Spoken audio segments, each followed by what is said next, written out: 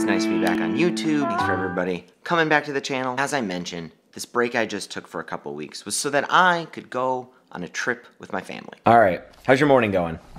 Happy Thursday, January 24th. We're going on a trip today, getting on a plane, going to Florida. We're going on a cruise tomorrow. Just me and this little one here. We're travel buddies today. Gotta go meet her mommy. Her mommy, my wife, is in Florida waiting for us. I do not like the looks of that in your cereal.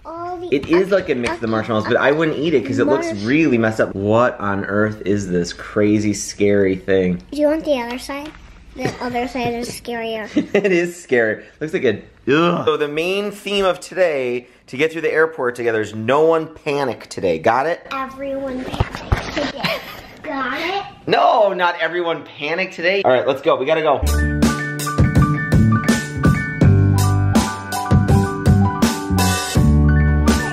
All right, ready? No problemo. Little difficult managing some of the, yeah, but she's doing great. All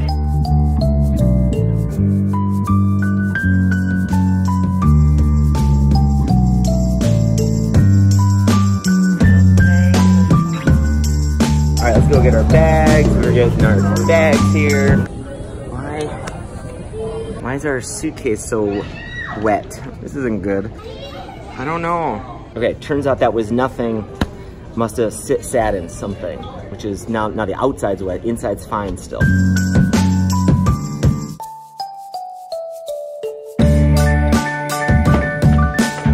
Welcome to Fort Lauderdale.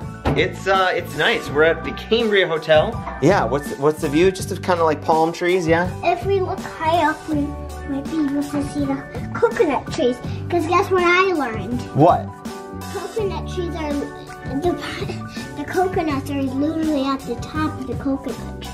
Oh, okay. But one night, we had to check ourselves into a hotel and we were meeting my wife the next day. Let's do it, let's go eat. And it's funny, we were at this hotel, kind of in the middle of nowhere, and our dinner options weren't all that big if we just kind of wanted to walk somewhere. Our options were the restaurant we saw in the hotel or Burger King. No offense to Burger King if Burger King is watching this.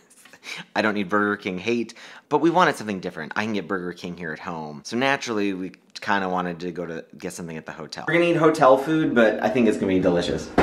It actually sounded like, but I go to Yelp, I look at the reviews. They hated the service, but they loved the food. So let's go get some terrible service, but really good food. So we go to dinner, and the reviewers couldn't have been more accurate.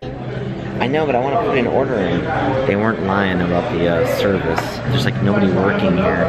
There's too many people for like one person who's like also bartending. So needless to say, like we just sat there waiting and waiting and waiting every step of the way of trying to order food at this place. But what was funny is like, I was chill. It didn't matter. We were on vacation. There's no rush. I didn't care.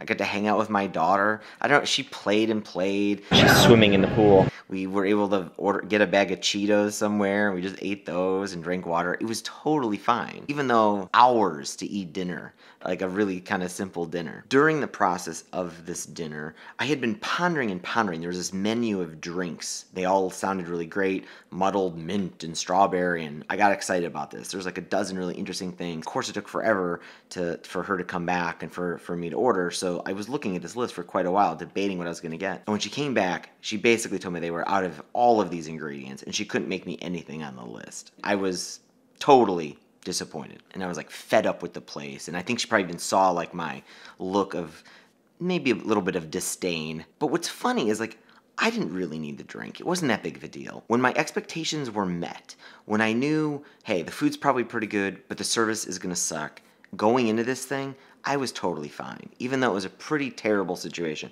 I didn't care. My happiness was perfect. But when my expectation of just what I was gonna order for a drink wasn't met, it completely changed my attitude. It's a great lesson on what this guy Nat Ware describes as the expectations gap. And he's got a great talk on TED, I'll link to it below. This is what happiness is all about, your unmet expectations.